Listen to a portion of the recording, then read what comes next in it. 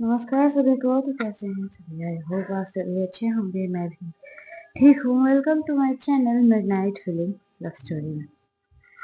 चलिए हम बिना कोई वक्त ज़ाया करे कहानी से शुरुआत करते हैं। कहानी तुम मिले तो हमने पार्ट 58। यहाँ पर जो भसड़ हो गई थी क्लब में, अब उसका क्या ही कहें। यहाँ पे बरखा मैनेजर से बात करी थी, वो भी बेहद ही ज़्यादा गुस्से में। सारी चीजें सलोनी और रोशनी वहां पर मार पीट तो लगे थे, लेकिन एक लड़का जो कि साइड में खड़ा हुआ, जो कि उन्हीं का दोस्त था, उन लोगों के ग्रुप में का ही था, लेकिन वो साइड में खड़ा था और ये सारी चीजें सलोनी को बड़ी गंदी नजर से देख रहा था। सलोनी जो कि ये चीज नोट नहीं करती, लेकिन ये चीज बरखा जरूर देखती है। वो लड़का जो कि सलोनी ने अपने जो कमर साइड पे जो जिस तरीके से उसने अपने पल्लू को गूंजा था, उसकी कमर को जिस तरीके से वो देख रहा था, यहाँ पे बरखा को बड़ी तेज गुस्सा आती है। वो मैनेजर से बात कर तो रही थी, लेकिन बार बार उसकी नजर यहाँ पर उस लड़के की तरफ जाती है। और वो जो लड़का था, अब वो सलोनी को मारपीट सलोनी कर रही थी, जिसकी वजह से थोड़ी बहुत चोट तो सलोनी को आती है, लेकिन ये चीज कोई नोट नहीं करता, इवन सलोनी भी नहीं करती। लेकिन यहाँ पे नताशा की हालत थोड़ी ज्यादा खराब हो चुकी थी। और एक लड़का जो कि उन्हीं के ग्रुप में का ही था, जो कि बहुत बदतमीज था, वो सलोनी और रोशनी के साथ बड़ी बदतमीजी कर रहा था, जिसके वजह से वो पिट भी जाता है। यहाँ पे सलोनी जैसे तैसे करके नताशा को लेकर जाती है, एक साइड की चेयर पे बैठाती है, पानी देती है और थोड़ी बहुत ड्रेसिंग उसकी करती है। हालांकि हॉस्पिटल में एडमिट करने की जरूरत समझ में आ रही। वो जो लड़का था वो आता है सलोनी के पास, और सलोनी के पास आके बोलता है कि मैम आप ठीक हैं। ये चीज भी बरखा नोट करती है, तो बरखा फिर वहां पे आती है और बोलती है कि एक्सक्यूज मी भाई, तुम कौन हो? तो बोलता है कि एक्सक्यूज मी, तुम कौन हो? यहाँ पे प्रकाश आता है और बोलता है कि गाइस। तभी वो लड़का जो बोलता है कि अरे भाई आप, ऐसा लग रहा था कि यहाँ पे प्रकाश उसको जानता है। तो प्रकाश बोलता है कि तुम यहाँ पर? तो कहता है कि भाई वो तो मैं यहाँ पर ऐसे ही घूमने आया था, और पता है आपको, जो कि बरखा के सामने था। सलोनी वहां पे मौजूद नहीं थी, सलोनी यहाँ पे नताशा की ड्रेसिंग करने पे थी। तो प्रकाश की तरफ देखते हुए कहता है, थोड़ा सा धीरे में ही जाती है बरखा, ये बात सुन लेती है, लेकिन कहता है भाई यहाँ पे एक लड़की है जो कि कसम से यार बहुत हॉट है। अब जैसे ही ये बात सुनती है बरखा, वो अपनी मुट्ठी कंच लेती है। प्रकाश एक बार बरखा की तरफ देखता है, तो बोलता है कि बरखा शांत हो जाओ, पहले देखने तो क्या हुआ है। तो प्रकाश पूछता भी है कि तुझे कौन पसंद आ गई? तो बोलता है कौन पसंद आ गई? मैं यहाँ पे उसके साथ अब तो शादी करने के सपने देख रहा हूँ। तो प्रकाश जैसे ही सुनता है तो बोलता है कि बहुत अच्छी बात है कौन? तो बोलता है कि अरे वो लड़की दिख रही है जो साड़ी पहनी हुई पिंक कलर की। तो प्रकाश उधर देखता है और वो बड़ी बड़ी आंखें करके अब वो बरखा की तरफ देखता है। बरखा जो कि बेहद ही गुस्से में खड़ी थी, मानो अभी उसका बस चले ना तो यहीं पे उसको लथेर के मारे। लेकिन प्रकाश जो कि था बेहद ही शांत करवाता है बरखा को और बोलता है कि शांत हो जा। यहाँ पर जो सलोनी थी, वो नताशा के सारे ड्रेसिंग कर रही थी, तो वहां पे थोड़ी देर बाद बरखा आती है। क्योंकि वो लड़के की फेस देख देख के बार बार बरखा को गुस्सा आ रही थी, तो वो इग्नोर करना पसंद करती है। जो प्रकाश था वो कहता है उस लड़के को, देख भाई, जो तूने जिस जगह पे तूने नजर डाली है वो बहुत गलत जगह डाली है, क्योंकि वो लड़की ऑलरेडी टेकन है। तो जैसे ही वो ये सुनता है कि वो लड़की ऑलरेडी टेकन है, तो उसको कि अरे यार भाई, भाई आपको तो पता है ना, मैं कभी भी लड़कियों के पीछे नहीं आता, लड़कियां मेरे पीछे आती। अब पहली कोई लड़की मुझे पसंद आई है तो आपको क्या लगता है मैं उसको हासिल नहीं करूंगा? अब मुझे नहीं पता कौन है उसका बॉयफ्रेंड, मैं तो उसको हासिल करके रहूंगा। अब जैसे ही प्रकाश की बात सुनता है उसको थोड़ा सा गुस्सा आता है, वो गुस्से में ही रहता है। समझ में नहीं आ रहा जब मैंने एक बार बोला कि वो ऑलरेडी टेकन है करके। हाँ, तभी प्रकाश तभी वो लड़का बोलते कि अरे भाई आप इतना कहीं बड़ा कर रहे हो? तो बोलते हैं कि तुम लड़कियों की कदर नहीं करना चाहते। जो लड़कियों की तुम कदर नहीं कर सकते, तो तुम मेरे हिसाब से तुम डिजर्व नहीं करते। और वैसे भी वो जो लड़की है वो उसकी ऑलरेडी शादी हो चुकी है, वो शादीशुदा है।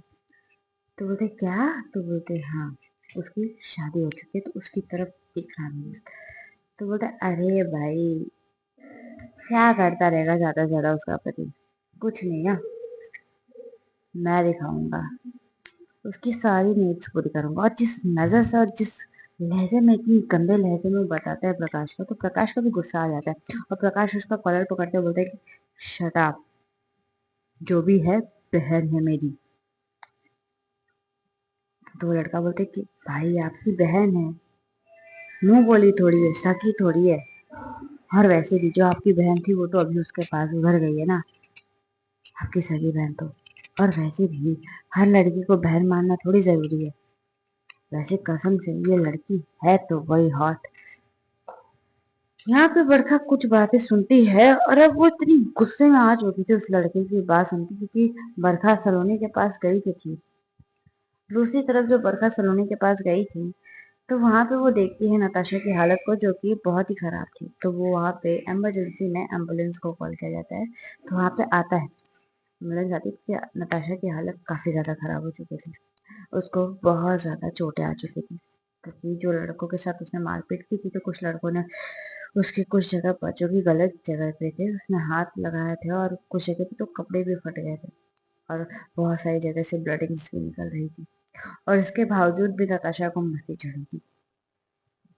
उसके बाद यहाँ पे नताशा को कैसे तैसे करके एडमिट किया जाता है। तो यहाँ पर सलोनी जो थी वो देखती है बरखा की तरफ। बरखा जो कि सलोनी को बड़े गौर से देखती है, और उसके जो पल्लू उसने गूंजी थी उसको निकालती है, और निकाल कर उसको ठीक करने लगती है। और ठीक करते करते ही उसकी नजर पहुंचती है सलोनी के बैठे नेक पे, जहाँ पे उसको चोट लगी थी। यहाँ पे थोड़ी बहुत फाइट जब सलोनी कर रही थी, तो कुछ हरकतों की वजह से उन लड़कों के सलोनी को यहाँ पे एक चोट लगी थी। ज्यादा नहीं लगी थी, एक दो खरोच आई थी। और जैसे ही ये बरखा देखती है, उसकी आंखें बड़ी हो जाती है, और बोलती कि ये क्या है। चलो बोले क्या हुआ, ऐसे क्यों बिहेव कर रहे हो? आपने भूत देख लिया? तो बोलते भूत, तुमको चोट लगी है? तो बोलती कि अरे सिर्फ चोट ही लगी है, छोटी सी चोट है, ठीक हो जाएगी। चलिए हम लोग घर चलते हैं, और वैसे चलिए हम लोग पहले हॉस्पिटल चलते हैं। वैसे भी नताशा को एडमिट किया, शनाया भी उसके साथ गई है। तो बोलते नहीं नहीं, आप भी एडमिट हो इनकी, इतना इतना इतना ज्यादा आपको चोट लग गई है, आपको समझ में आ रहा है? और वो एम्बुलेंस बेचारे जा ही रही थी, एम्बुलेंस को रोका जाता है। एम्बुलेंस को रोका जाता है। यहाँ पे बरखा जो थी वो सलून को जबरदस्ती एम्बुलेंस में बैठाती है, और बोलती कि ये इनका इनका ब्लड आ रहा है, इनको तुरंत तुरंत इनको इनका इनका इनको जो चोट लगी वो ठीक करो, ये सही नहीं है। अब जो एम्बुलेंस वाला तो बोलता है कि मैडम इनको ज्यादा चोट नहीं लगी है, आप इनको लेकर आइए, हम पेशेंट को लेकर चलते हैं। बरखा गुस्से में एक बार देखती है, तो बोलते है कि जी मैम, मैं इनको भी लेकर जाता हूँ, मैम आप भी चलिए, आप भी एडमिट है। और वो बेचारा एम्बुलेंस वाला वो दोनों को लेकर जाता है। यहाँ पे शनाया शनाया की आंखों में भी आंसू थे। सलोनी जो कि ठीक थी, लेकिन थोड़ा बहुत शनाया को संभाले थी। यहाँ पे जो नताशा की हालत थी, मानो उसको जो सारी चोटें लगी थी, वो शनाया उस दर्द को महसूस कर रही थी। शनाया को बहुत तकलीफ हो रही थी उस वक्त। यहाँ पर बरखा जब सलोनी को भेजती है, तो वो लड़का जो कि प्रकाश से बात करके शायद बाहर आ ही रहा था तभी, क्योंकि वो सारी बातें जो भी उसने प्रकाश से की थी, वो सारी बातें अब बरखा ने सुन ली थी। और जैसे ही वो थोड़ा सा क्लब से बाहर आता है, बरखा उसका कॉलर ऐसे खींच के पकड़ती है, और बोलती है कि तेरी हिम्मत कैसे हुई?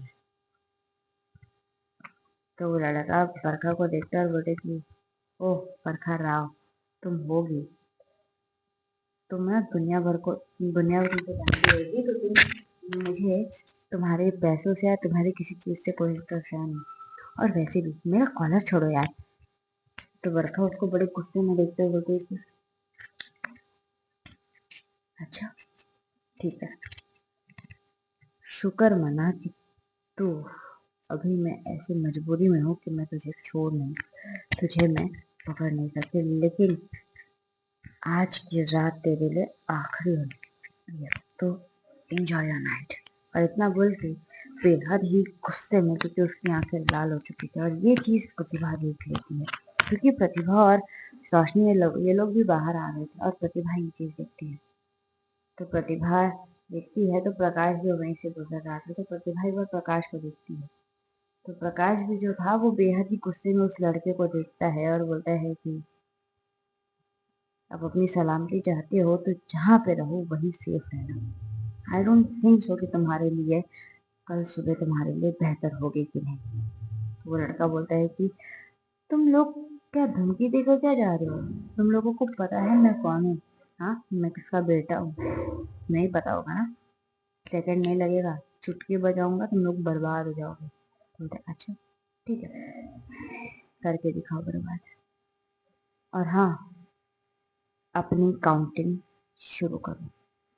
और इतना कहते हुए प्रकाश भी बड़े गुस्से में गाड़ी में जाके बैठता है। यहाँ पे तो बरखा ऑलरेडी बड़ी गुस्से में थी। तभी प्रतिभा उस लड़के की तरफ देखती है। प्रतिभा को कुछ पता ही नहीं था, तो वो ज्यादा कुछ करती नहीं है और वो भी वहां पे गाड़ी में आके बैठती है। तो वो एक बार प्रकाश से पूछती भी है, भाई हुआ क्या है? तो प्रकाश उसको वो सारी बातें बताते हैं, जिस तरीके से, जितनी गंदी गंदी तरीके से उसने बात की प्रकाश से, वो सारी चीजों को लेकर। और जितनी बार वो बता रहा था, यहाँ पे बरखा को और ज्यादा गुस्सा आ रही थी। बरखा अपने फोन पे किसी को कॉल करती है। तो जब वो कॉल करती है तो सामने से आवाज आती है कि हेलो। तभी बरखा बोलती है, मैं तुम्हें एक फोटो भेज रही हूँ और ये इंसान सुबह तक इस दुनिया में नामो निशान इसका मिटा दो। सामने से रिप्लाई आता है कि ठीक है, आप मुझे उसका लोकेशन भेज दीजिए। तो बोलते हैं कि तभी बरखा बोलते हैं कि तुमको जो करना है करो, लोकेशन मैं नहीं भेजने वाली, तुमको खुद पता करने का है। हाँ, मैं इतना बता सकती हूँ कि अभी करंटली वो कहाँ है। तो बोलते कि ठीक है, आप बता दीजिए। तो बरखा उसको एक क्लब जहाँ पे लोग गए थे वो क्लब का एड्रेस बताती है। तो बोलते कि जी मैम, निश्चिंत रहिए, रात सुबह तक आपका काम हो जाएगा। बोलते सुबह नहीं, रात तक। मैं चाहती हूँ कि ये इंसान कल की सुबह देख ना पाए। तभी सामने वाला शख्स बोलता है कि ठीक है मैम, जैसा आप बोले। और ये कॉल डिस्कनेक्ट होता है। प्रकाश जो कि ये सारी बात सुनने के बाद बहुत ही शॉक होकर बरखा को देखता है। तो बरखा बोलती है कि क्या हुआ? तभी प्रकाश बोलता है कि बरखा देखो ऑलरेडी बहुत सारी। तभी बरखा बोलती है कि भाई, शी इज माई वाइफ और उसने मेरी बीवी पे नजर डाला है। उसे भी पता चलना चाहिए कि सलोनी राव पे नजर डालने पे क्या होता है। तो यहाँ पे प्रकाश चुप हो जाता है। प्रतिभा को भी बहुत तेज गुस्सा आती है, लेकिन रोशनी रोशनी बरखा का ये रूप देख के थोड़ी सी तो घबरा चुकी थी, बहुत ही ज्यादा कह सकते हैं। अब यहाँ पर ये सभी लोग हॉस्पिटल पहुंचते हैं। हॉस्पिटल में पहुंचने के बाद यहाँ पे नताशा को एडमिट किया जाता है। एडमिट करने के बाद यहाँ पे डॉक्टर थोड़ी बहुत उसका चेक करते हैं कि सब ठीक है कि नहीं। तो पता चलता है कि नताशा को ज़्यादा चोट लगी है। लगी तो चोट बहुत ज़्यादा थी, लेकिन 4-5 दिन में वो रिकवर हो जाएगी।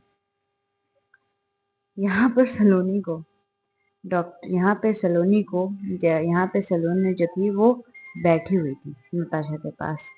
तभी यहाँ पे बरखा पहुंचती है। जैसे ही बरखा पहुंचती है तो देखती है कि यहाँ पे सभी लोग थे। नताशा अभी हॉस्पिटलाइज थी, तो नताशा के पास एक बार आती है और देखती है। नताशा की अभी तक आंखें खुली थी, उसने कुछ बोला नहीं था। तभी बरखा बोलती कि क्या चीज हो तुम यार। तभी नताशा बोलती कि यार, अब मेरे पास इतने अच्छे अच्छे दोस्त है ना कि मैं क्या कर सकती हूँ। तभी शनाया बोलती कि तुम अपना मुंह बंद रखो। तो शनाया बोलती अरे यार। तभी बरखा बोलती सो जाओ। तो वो बेचारी अपनी आंखें बंद करती है। अब यहाँ पे बरखा ने अभी तक सलोनी की चीजों को देखा नहीं था। तभी बरखा पलटती है और देखती है वहां पे सलोनी बैठी हुई थी, जो कि अभी तक उसने बैंडेज करवाया नहीं था। शायद उसने ही मना कर दिया था। तो जैसे ही वो ये देखती है तो फिर से स्टाफ को बुलाती है चिल्ला कर। तो वहां पे जो डॉक्टर का स्टाफ था, जो हेड डॉक्टर था, वो भागते हुए आता है, बोलते कि जी जी जी मैम। तभी बरखा बोलती कि ये क्या है? मैंने बोला था ना इनको एडमिट करो, समझ में नहीं आता, इनको चोट इतनी ज्यादा लगी, खून बह रहा है, तुम लोगों को समझ में आता है? तभी यहाँ पे बरखा बोलती है तभी यहाँ पे डॉक्टर बोलता है कि मैम पर। तभी बरखा बेहद ही गुस्से में डॉक्टर के ऊपर चिल्लाती कहती है कि समझ में आता है कि नहीं आता है? बोला मैंने कि एडमिट करो, समझ में नहीं आ रहा? तो वो डॉक्टर बेचारा बोलता है कि जी जी जी मैम, तो बिल्कुल जैसा आप बोलो। और वैसा ही होता है। यहाँ पे सलोनी को लेकर जाते हैं। यहाँ पे सलोनी बेहद ही गुस्से में बोलती थी, तुम शांत होगी? तो बरखा बोलती थी प्लीज चले जाइए, हाँ आपको वैसे ही बहुत ज्यादा चोट लग गई है, प्लीज मान लीजिए ना। तभी सलोनी कहती है कि तुमसे तो मैं आके बात करती हूँ। बेचारा डॉक्टर बोलता है हाथ जोड़ते हो कि मैम प्लीज चलिए। तभी बरखा बोलती प्लीज चलिए क्या, आप वो चल के जाएंगे, उनको ऑलरेडी इतनी चोट लगी है। तभी बोलता है कि जी जी जी जी हम स्ट्रेचर लेकर आ रहे हैं। और वैसे ही होता है यार, स्ट्रेचर लेकर आया जाता है और यहाँ पे सलोनी को लिटाया जाता है और डॉक्टर लेकर जाता है। यहाँ पे डॉक्टर अंदर लेकर जाता है और डोर क्लोज करता है। बरखा बोलती कि मैं भी आती हूँ। तभी सलोनी बोलती कि आपने जितना किया है ना वो बहुत कर दिया, मैं ठीक हूँ। डॉक्टर अंदर लेकर जाता है और उसको यहाँ पे चोट लगी थी थोड़ी बहुत बैंडेज करता है। वो ऑलरेडी नर्स डॉक्टर थी, मतलब लेडी डॉक्टर थी। तो बोलती कि सॉरी उन्होंने। तभी वो लेडी बोलती कि लगता है वो आपसे बहुत प्यार करती हैं। तभी सलोनी थोड़ी सी हंसते बोलती कि हाँ करती तो है। तभी बोलती कि चलो खुश नसीब हो आप कि आपको ऐसा प्यार करने वाला इंसान मिला, नहीं तो आज की दुनिया में ऐसे प्यार करने वाले कहाँ मिलते हैं। तभी सलोनी बोलती कि वो तो है, जिस बात से मैं एग्री करती हूँ। यहाँ पे बरखा देख रही थी सारी चीजें कि सलोनी उस डॉक्टर से थोड़ी सी हंस हंस की बात करी। अब बरखा को बड़ी जलन हो रही थी, उसको पसंद नहीं आ रहा था। वो डोर ओपन करते हुए अंदर जाती है और बोलती कि मैं आ जाऊँ डॉक्टर। तो डॉक्टर एक बार बरखा के देखती है और थोड़ी सी हंसते हुए बोलती है हाँ आ जाओ। तो आती है तो बोलती है कि सब सब ठीक है ना, कुछ कुछ हुआ तो नहीं है ना, इनको बुखार बुखार तो कुछ नहीं है ना, इनकी बॉडी में कुछ इन्फेक्शन या कुछ इंजेक्शन लगाया था आपने? तभी सलोनी बोलती कि बरखा शांत हो जाओ। तो बोलती कि आप मत बोलिए प्लीज, आप ठीक नहीं हो। तभी डॉक्टर बोलती कि हाँ वो ठीक है, उनको बस थोड़ी सी चोट लगी थी जो कि मैंने बैंडेज कर दिया है और वो अब ठीक है, 4-5 दिन में उनकी चोट रिकवर हो जाएगी। तो बोलते हैं कि पक्का ना, अगर नहीं हुआ तो बोलते कि हो जाएगा बरखा, हो जाएगा। तो बरखा भी बोलते कि ठीक है। इतना बोल के सलोनी को देखती है, सलोनी बड़ी गुस्से में उसको देखती है। तो बरखा बोलती कि मैंने क्या किया, तुम ऐसे मुझे क्यों देखती हो? बोलती कि आप। तभी यहाँ पे दूसरी तरफ जो प्रतिभा और रोशनी जो कि नताशा के कैबिन में थे, नताशा का जो रूम था वहां पे थे। तो यहाँ पे प्रतिभा के बार बार फोन पे किसी का कॉल आ रहा था और प्रतिभा का फोन जो था वो रोशनी के पास था। तो जो रोशनी होती है वो कॉल रिसीव करती है और कॉल रिसीव करते हुए कहती है कि हेलो। तभी यहाँ पर सामने से थोड़ी सी गुस्से में आवाज, थोड़ी सी घबराई हुई आवाज में आती थी हेलो हेलो प्रतिभा बेटा कहाँ हो तुम लोग इतनी जल्दी निकल चुके हैं घर से, क्या हुआ था, सब ठीक है कि नहीं है? यहाँ पे रोशनी जैसी ही आवाज सुनती है तो हाँ ये कोई और नहीं बुआ जी की आवाज थी। बुआ जी बोलती हैं कि कहाँ हो तुम लोग? तभी रोशनी बोलती कि नमस्ते बुआ जी, हम लोग फिलहाल बाहर आए थे, वो कुछ काम था। तभी बोलती है कि क्या काम था, कहाँ हो तुम लोग? तो रोशनी बोलती है कि बुआ जी वो। तभी बुआ जी बोलती है कि बरखा कहाँ है और प्रतिभा कहाँ है ये बता पहले। तो बोलते कि वो मेरे सामने है। तो बोलते कि दो उसको फोन दो। और यहाँ पे प्रतिभा पहले तो इशारे में पूछती थी कौन है, तो रोशनी बताती है कि बुआ जी है। तो बोलती अरे यार। फिर उसके बाद वो बेचारी कैसे तैसे करके फोन कॉल पे लगाती है, अरे ये कान पे फोन लगाती है, अपने कानों पे फोन लगाते हुए बोलती कि हेलो। तो बोलती कि सामने से बड़ी थोड़ी सी घबराई हुई और थोड़ी सी गुस्से में, कहाँ हो तुम लोग? हाँ सबके सब लोग कहाँ चले गए हो? प्रकाश भी नहीं है, तुम भी नहीं हो, बरखा भी नहीं है, किसी का फोन भी नहीं लग रहा है। और तुम्हारा ये तो रोशनी ने फोन उठाया, तुम लोगों को बता के जाने को नहीं होता, यहाँ पे मुझे परेशानी हो रही थी ना, कहाँ हो तुम लोग? तभी बोलती प्रतिभा बोलती कि वो बुआ जी वो हम लोग काम से बाहर आए थे। तो बोलती काम से, किस काम से बाहर गए थे तुम लोग? हाँ। और यहाँ पे रिया बेचारी आई, रिया बेटी आई हुई है, यहाँ पे प्रकाश की शादी की बातें हो रही थी, तो तुम लोग इतनी जल्दी में कहाँ निकल गए?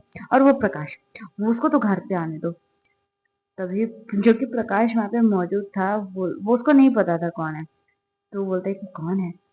तो यहाँ पे प्रतिभा जो थी वो फोन स्पीकर पे रखता, और यहाँ पे बुआ जी प्रकाश को भी डांट रही थी, आने दो उसको, बताती हूँ। तुम लोग कहाँ कहाँ कहाँ गायब हो जाते हो? तुम लोगों को एक बार भी बता के जाने को नहीं होता। तभी प्रतिभा बोलती कि बुआ जी शांत हो जाइए, वो हम लोग आ जाएंगे थोड़ी देर में। तभी बुआ जी बोलती कि हो कहाँ पे तुम लोग, अभी क्या, अभी ये बताओ, मैं अभी आ रही हूँ वहाँ पे। तो यहाँ पे अब प्रतिभा भी चुप। यहाँ पे रोशनी रोशनी प्रतिभा की तरफ देखते हुए बोलती कि क्या हुआ, बोलती कि खुश नहीं। तभी वो फोन लेती है रोशनी और बोलती कि जी नमस्ते जी बुआ जी, हम लोग अभी फिलहाल किसी काम से, आगे कुछ बोलेगी तभी प्रकाश रोशनी के मुंह पर उंगली रखते हुए बोलता है और फोन को म्यूट करते बोलते कि पागल हो क्या, काहे मरवाने पे तुली, बरखा को पता चला ना तो हम सबको बोटी बोटी काट के फेंक देगी वो। तो रोशनी बोलती कि आप ना चुप रहिए भाई, 2 मिनट रुकिए आप। और फिर उसके बाद प्रकाश फोन को स्पीकर से मतलब म्यूट पर से हटाती है रोशनी और बोलती कि बुआ जी हम लोग किसी काम से बाहर आए थे, वो हमारी दोस्त के तो भी तभी बुआ जी बोलती है कि झूठ तो बिल्कुल नहीं, मुझे पता है सलोनी बेटा कहाँ है, तुम उसको फोन दो, तुम लोग ना बहुत झूठ बोलते हो, या फिर बरखा को फोन दो, उसकी तो मैं आज ही क्लास लगाती हूँ। अब यहाँ पर बरखा जो थी वो डॉक्टर से बात कर रही थी, लेकिन जैसे तैसे करके अब कुछ भी बात होती तो यहाँ पे प्रतिभा जो थी जितना हैंडल कर सकते थे सभी लोग मिलकर पूरा हैंडल करने की कोशिश करते हैं बुआ जी को, लेकिन बुआ जी क्योंकि मानने को तैयार नहीं थी। तो यहाँ पे प्रतिभा अब मजबूर होके ले जाके फोन जो है बरखा को देती है। बरखा को नहीं पता था कौन था, वो तो बात करने में थोड़ी सी बिजी थी। तो जब दूसरे वार्ड में आती है प्रतिभा तो वो लेकर फोन आती है और फोन देती हुई बोलती है कि बात कर लो। अब बरखा को नहीं पता था, बरखा को लगता है कुछ बात समझ, बरखा बिना नंबर देखे ही बोलती हेलो। तभी सामने से एक भड़की हुई आवाज, कहाँ हो तुम लोग। तभी यहाँ पे बरखा जैसे ही पहले ही आवाज सुनती है और फिर उसके बाद फोन की तरफ देखती है तो बोलती कि फिर उसके बाद वो एक बार प्रतिभा की तरफ देखी बड़ी गुस्से में। तभी प्रतिभा बोलते कि बहन मैंने सच में कुछ नहीं किया, हम लोग पूरी तरीके से हैंडल करने की कोशिश कर रहे थे, उनको तेरे से ही बात करनी है। तो बरखा अब यहाँ पे सामने सलोनी जो थी वो बड़ी गुस्से में बरखा को देख रही, अब यहाँ पे बुआ जी भी बड़ी गुस्से में बरखा को डांटे जा रही है। अब बेचारी बरखा पूरी तरीके से फंस चुकी थी। बरखा बोलती है कि हेलो। तभी बुआ जी बोलती है कहाँ हो तुम लोग, हाँ यहाँ पे सभी के सभी लोग गायब हो चुके हैं, तुम्हारा फोन कहाँ है पहले ये बताओ। जब तुमको फोन रखना नहीं होता, जब तुमको फोन उठाना नहीं होता तो तुम अपना फोन फेंक क्यों नहीं देते, हाँ तुमको वैसे भी टाइम पे फोन उठाना होता नहीं है। तभी बरखा बोलती कि बुआ जी वो, तभी बुआ जी बोलती कि सलोनी कहाँ है, हाँ। तभी सलोनी जो थी वो फोन लेती है और बोलती कौन है, हाँ मैं आपसे कुछ बात कर रही हूँ ना यहाँ पे। तभी वो नंबर की तरफ देखती है तो वो बुआ जी का नंबर था। तभी सलोनी फोन स्पीकर पे रखते बोलती थी नमस्ते बुआ जी, बड़े ही पोलाइट अंदाज है। तभी बुआ जी जैसे ही सलोनी की आवाज सुनती है तो वो थोड़ी सी शांत हो जाती है और बोलते जी कहाँ हो बेटा तुम लोग।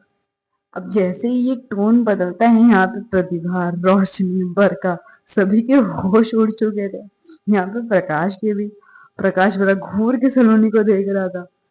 तो सलोनी बोलती कि हम लोग बुआ जी हम लोग हॉस्पिटल आए थे, हमारी फ्रेंड जो है उसको चोट लगी, नताशा को चोट लगी थी थोड़ी बहुत, तो जिसकी वजह से हम लोग हॉस्पिटल में आना पड़ा था।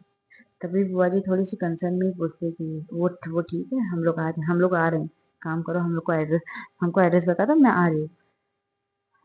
तभी रोशनी जो सलोनी थी वो बड़ी पोलाइटली बोलती कि बुआ जी उसकी जरूरत नहीं है, हम लोग अभी थोड़ी देर में हम लोग वैसे भी अभी आ ही रहे हैं, और वैसे उसको भी हम लोग थोड़ी देर में अभी वो भी डिस्चार्ज हो जाएगी थोड़ी कुछ दिनों में, तो वो भी आ जाएगी। तभी बुआ जी बोलती कि ठीक है बेटा, लेकिन तुम ठीक हो कि नहीं ठीक हो, यहाँ पे इन लोगों को कब से मैं कॉल कर रही हूँ गधे लोगों को। जैसे ही सब लोग यहाँ पे सुनते हैं गधे लोग तो यहाँ पे सबके सब लोग एक दूसरे की शक्ल देखने लगते हैं। सलोनी थोड़ी सी हंसते हुए बरखा की तरफ देखती है। बरखा जो कि थोड़ी सी मतलब ऐसा होता है ना लाचारी वाली नजरों से सलोनी को देख रही थी। तभी सलोनी बोलती कि जी बुआ जी यहाँ पे सबके सब लोग ठीक है, किसी को कुछ नहीं हुआ है, बस थोड़ी बहुत चोट जो कि नताशा को लगी है, वो वो भी जल्दी जल्दी जितनी जल्दी हो सके वो भी रिकवर करेगी। तभी बुआ जी बोलती कि ठीक है, मैं प्रकाश प्रकाश के हाथों से कुछ भिजवा देती हूँ उसके लिए, वो भी बच्ची बेचारी उसको हॉस्पिटल में। तभी यहाँ पे सलीम बोलती कि जी बुआ जी सब बाकी सब ठीक है, हम लोग थोड़ी देर में आ जाएंगे, या फिर मैं प्रकाश भाई भाई को मैं भेज देती हूँ, भाई प्रतिभा और रोशनी भी चले जाएंगे। और थोड़ी बहुत वहीं पे बड़ी पोलाइटली बात करके सलोनी बुआ जी का कॉल डिस्कनेक्ट करवा दिया। अब यहाँ पे सभी के सभी लोग सलोनी की तरफ देख रहे थे।